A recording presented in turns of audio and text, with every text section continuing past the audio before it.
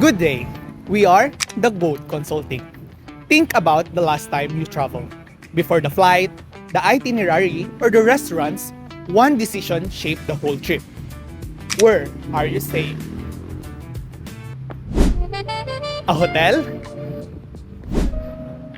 A condo? A service apartment? A villa? Or maybe a local home booked online?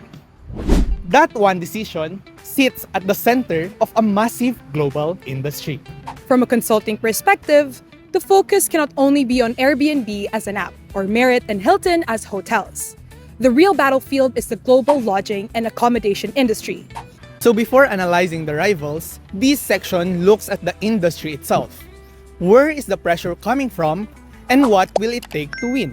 We begin with Porter's 5 forces. This framework works like a pressure test. It shows where industry profits are protected and where they get squeezed. For potential entry, niche players like boutique hotels, service departments, local brands, and short-term rental platforms can still enter selected markets. But broad entry is harder. A serious competitor needs capital, locations, brand recognition, distribution, technology, compliance, and operating standards. So the threat of potential entry is moderate to weak. Entry is possible, but major disruption is limited because global competition requires scale, trust, and regulatory capability. For substitutes, travelers can stay with relatives, use second homes, shorten or postpone trips, or replace some business travel with virtual meetings. These options are often cheaper, but they do not fully replace paid lodging's privacy, convenience, safety, and service quality. So the threat of substitutes is moderate. Substitutes pressure the industry, but they do not dominate it. For supplier power, the industry depends on owners, franchisees, hosts, labor, vendors, insurers, and service partners. Because suppliers are broad and fragmented, power is limited. But leverage rises when inputs are scarce, like prime locations, skilled labor, and compliant rentals. Supplier power is moderate. Most inputs have alternatives, but premium and compliant supply create stronger leverage. For buyer power, travelers can compare prices, reviews, fees, amenities, locations, and policies online. They can switch quickly, but lodging is still differentiated by location, brand, safety, service quality, loyalty benefits, and trip purpose. So buyer power is moderate. Consumers have leverage, but they do not choose on price alone. For existing rivalry, this is the strongest pressure. Global chains, independents, resorts, short-term rentals, service apartments, and platforms all compete for traveler spending. Rivalry is strong because customers can switch easily, competitors fight across many dimensions, and unbooked accommodation nights represent lost revenue opportunities. So, existing rivalry is strong. Profitability depends on constantly defending occupancy, loyalty, and relevance. Overall, the global lodging and accommodation industry is moderately attractive. Rivalry is the strongest pressure, while buyers, suppliers, and substitutes create manageable pressure. Potential entry is the least threatening force because meaningful competition requires scale, trusted brands, distribution power, regulatory capability, and customer relationships. Next is PESTLE Analysis. If Porter's 5 forces shows competitive pressure, PESTLE shows the wider environment shaping the industry.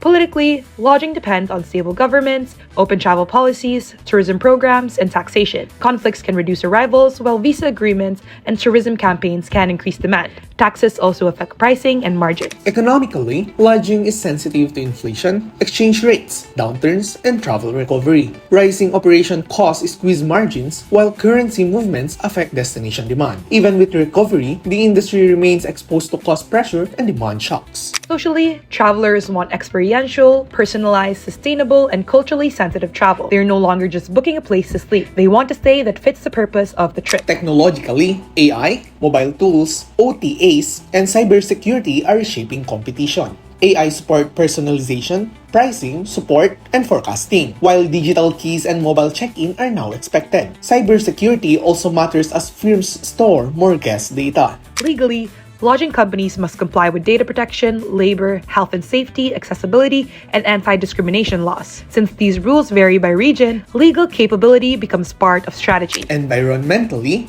the industry faces rising expectations for sustainability, green certifications, energy efficiency, and climate resilience. Climate change also increases the need for disaster preparedness in destinations exposed to extreme weather. Next is the strategic group map. This shows where Airbnb, Marriott, and Hilton are positioned based on asset intensity and experience or service differentiation. Airbnb is asset light and highly differentiated because it offers varied stays through hosts without owning most properties. Marriott and Hilton are more asset heavy, relying on hotel properties, franchise systems, management contracts, brand standards, and physical service delivery. Between the two hotel chains, Marriott is more standardized because its strength is scale and brand consistency. Hilton is slightly more differentiated through lifestyle and apartment style format, but both remain more standardized than Airbnb. The main insight is simple. Airbnb wins on flexibility and uniqueness. Marriott and Hilton win on control, reliability, and loyalty. But the gap is narrowing. Hotels are moving toward home-like and extended stay formats, while Airbnb is moving toward stronger quality systems and selected hotel partnerships. So the future is not simply hotels versus Airbnb. It is a race to combine uniqueness with trust. Looking forward, the winners in this industry will not simply be the companies with the most rooms or listings. They will be the companies with the strongest systems. First is AI-powered personalization and platform intelligence. AI will shape search, pricing, customer support, fraud detection, and trip planning. Second is loyalty and direct booking capture. Loyalty creates repeat behavior, customer data, and switching costs, while direct booking reduces dependence on online travel agencies. Third is regulatory navigation and compliance infrastructure. Future growth depends not only on demand, but also on whether governments allow supply to operate. Fourth is financial resilience and leverage management. Since lodging is cyclical, firms with stronger cash flow, lower leverage, and flexible costs will be better positioned. Fifth is alternative accommodation supply diversity. Travelers now want hotel, service apartments, villas, boutique stays, and other formats in one booking ecosystem. Six is operational efficiency and margin discipline. As travel growth stabilizes, companies must control costs, optimize pricing, and protect margins. 7 is sustainability and ESG compliance. Energy efficiency, water conservation, waste reduction, carbon goals, and climate risk management will matter more. And 8 is localized expansion in emerging markets. Growth markets require local payments, partnerships, pricing, cultural fit, and regulatory relationships. In short, future success depends on technology, loyalty, compliance, resilience, efficiency, sustainability, and local adaptation. Overall, the industry analysis shows that the global lodging and accommodation industry has strong growth potential, but also strong competitive pressure. Rivalry is the main force, while regulation, technology, buyer choice, and sustainability continue to shape how companies compete. With the industry environment now clear, the next step is to look at the major players themselves.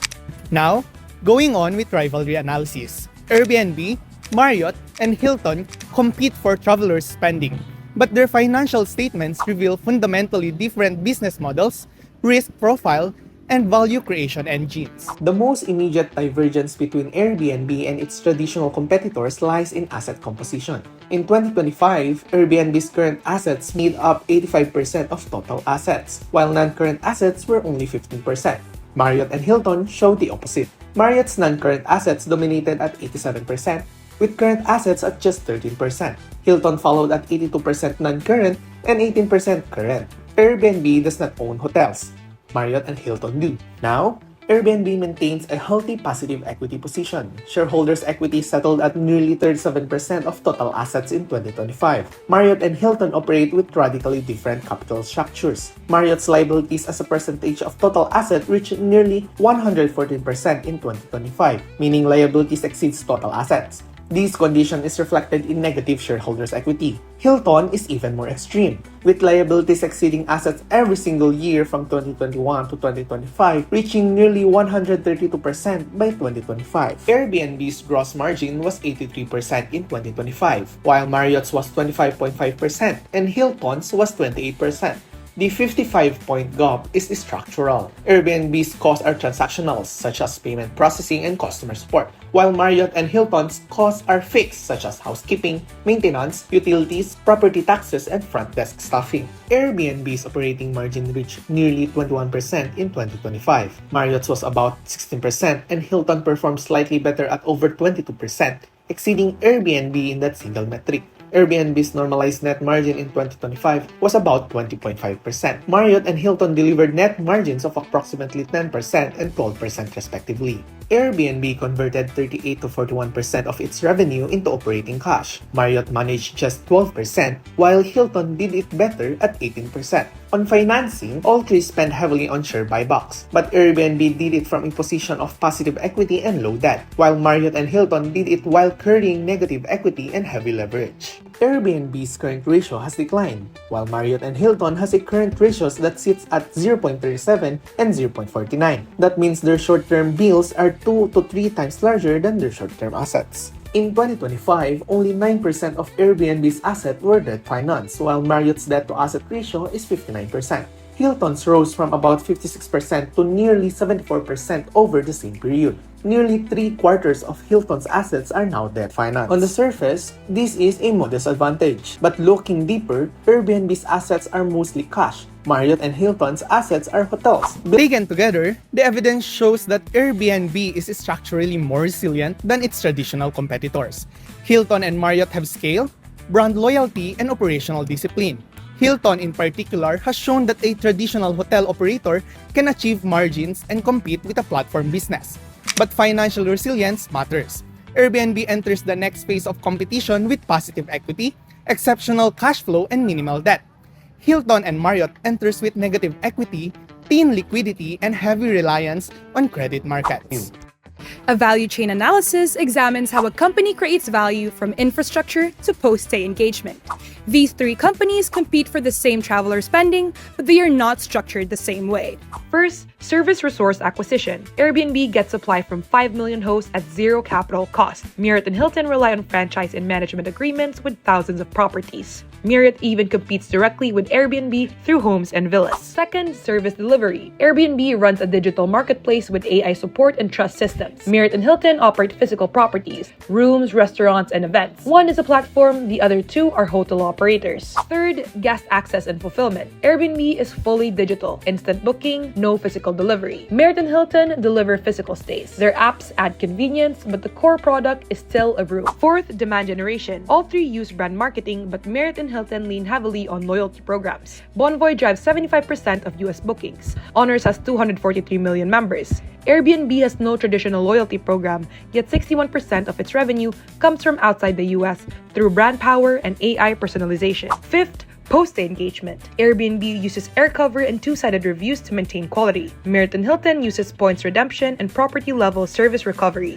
Both have expanded their ecosystems. Marriott into homes and timeshares, Hilton into partner hotels. Looking across the support activities, the differences are clear. On firm infrastructure, Airbnb operates in over 220 countries but carries notable tax disputes. A 179 million euro settlement in Italy, and a $1.3 billion IRS claim. Marriott manages multi-segment operations across 145 countries. Hilton operates in 140 countries with high long-term debt and a two-segment structure. On HR, Airbnb runs a remote workforce of 8,200 employees plus 13,000 outsourced staff, using equity incentives to retain talent. Marriott and Hilton operate more traditional models, hiring for managed properties while franchisees handle their own staff. On technology development, Airbnb rebuilt its entire tech stack in 2025 around microservices and AI. Marriott and Hilton are both in the middle of multi-year transformations of their reservations, property management, and loyalty systems. On procurement, Airbnb buys no physical products, only payment networks, insurance, cloud services, and carbon credits. Marriott and Hilton buy furniture, fixture, equipment, and operating supplies for thousands of properties. In short, Airbnb support activities are built for a digital platform. Marriott and Hilton support activities are built for physical hotel operations. All three are structured very differently. Going to the current strategy, it reveals how a company competes and where it plans to go. Comparing Airbnb, Hilton, and Marriott side by side shows three differentiation strategies executed in three very different ways. All three companies pursue a differentiation strategy. None competes primarily on price. Airbnb differentiates through unique stays, services, experience, and platform flexibility. Its geographic scope covers more than 220 countries and regions. Scale is measured through 5 million hosts and over 2.5 billion guest arrivals. Marriott differentiates through its brand portfolio, Marriott Bonvoy, and service consistency. It operates across 145 countries and territories. Scale is measured through nearly 9,800 properties and 1.78 million rooms. Hilton differentiates through its brand portfolio, Hilton Honors, and digital guest convenience. It operates across 142 countries and territories. Scale is measured through 9,100 properties and 1.35 million rooms. Airbnb has made 4 recent strategic moves. Expanded travel ecosystem. In 2025, Airbnb introduced a new app integrating homes, services, and experiences. Second, the booking experience improvement, introducing Reserve Now and Pay Later. Third, localized expansion in growth markets. And fourth, AI customer support and AI-powered search. Marriott has also made 4 strategic moves. First, they completed acquisition of Citizen M, adding a lifestyle and select service brand with properties across major cities in the US, Europe, and Asia Pacific. Second, launch of series by Marriott and outdoor collection by Marriott Bonvoy. Third, expansion of development pipeline. And fourth, growth of residential portfolio. Now, Hilton has made 4 recent strategic moves as well. First, record network growth and development pipeline. Second, launch of apartment collection and outset collections. Third, expansion of luxury and lifestyle portfolio. And lastly, commercial platform and business travel improvements. Now for the key strategic areas. On portfolio, Airbnb is expanding from stays into a fuller trip platform through services, experiences, and selected hotel supply. Marriott broadens its lodging choices through hotels, homes and villas, residential, outdoor, and long-stay offerings. Hilton widens its coverage through luxury, lifestyle, extended stay, and apartment-style formats. Digitally, Airbnb uses AI to reduce search and support friction. Marriott uses Bonvoy and its reservation and property systems, while Hilton strengthens Honors digital tools like Digital Key and contactless check-in. For expansion, Airbnb localizes growth in markets like Brazil, Japan, and India. Marriott grows through development deals and new brands, while Hilton grows through net unit expansion and new collection brands. Overall, Airbnb scales through a marketplace model.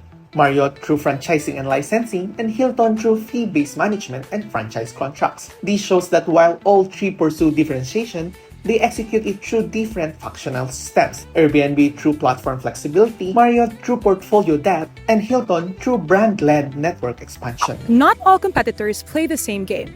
Now let me walk you through the external landscape comparing Airbnb, Marriott, and Hilton through the VRIO framework. Now, looking at Marriott, most of its resources provide competitive parity. Its loyalty program, asset-light model, global pipeline, revenue management systems, licensing ecosystem, and technology transformations are all valuable but not rare or inimitable. However, one resource stands apart. Marriott's global multi-brand portfolio of more than 30 brands across 145 countries unified under Bonvoy is valuable, rare, inimitable, and non-substitutable. This provides Marriott with a sustained competitive advantage. Now going to Hilton, unlike Marriott, Hilton shows no resource that is rare, inimitable, and non-substitutable. Every capability reviewed, its 22-brand portfolio, Hilton's Honor loyalty program, asset-light franchise model, global development pipeline, 100+ years of brand heritage, digital guest experience, co-branded credit card partnerships, and cybersecurity infrastructure is valuable but not rare. All provide competitive parity. None provide sustained competitive advantage.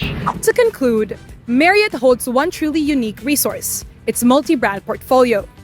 Hilton holds none, Airbnb holds none as individual resources, though its system-level network effects create advantage. Marriott's greatest strength is its extensive brand portfolio with more than 30 brands. Its loyalty program Bonvoy is the largest in the industry with 271 million members, capturing 75% of US room night bookings. Global reach across 145 countries completes its strengths. But Marriott has weaknesses. Financial leverage is concerning. Operating margins are weaker than Hilton's. The ongoing technology transformation introduces execution risk, and managing 30-plus brands creates complexity and greased brand dilution. Hilton's strengths are operational excellence and execution. The company delivered growth in fiscal year 2025 with industry-leading operating margins. Hilton Honors is one of the fastest-growing loyalty programs, with 243 million members growth. Hilton has also shown strategic responsiveness by launching apartment collection and outset collection to compete directly with Airbnb on alternative accommodations. Hilton's weaknesses mirror Marriott's. Financial leverage is significant, which could limit investment or stability. Rapid growth must be managed carefully to maintain profitability and control financial risk. 3 companies, 3 ways to win. Marriott owns the brand. Hilton owns the execution. And Airbnb owns the connection. The findings provide a clear roadmap. Marriott and Hilton are financially fragile but operationally strong. Airbnb is financially resilient but exposed on regulation. Each model has a trade-off. Each company faces a different set of risks. But for a company navigating an uncertain future, the analysis points to one conclusion. Financial resilience is a necessity. And on that metric, Airbnb stands the highest. This concludes our external analysis. We are The GOAT Consulting Group.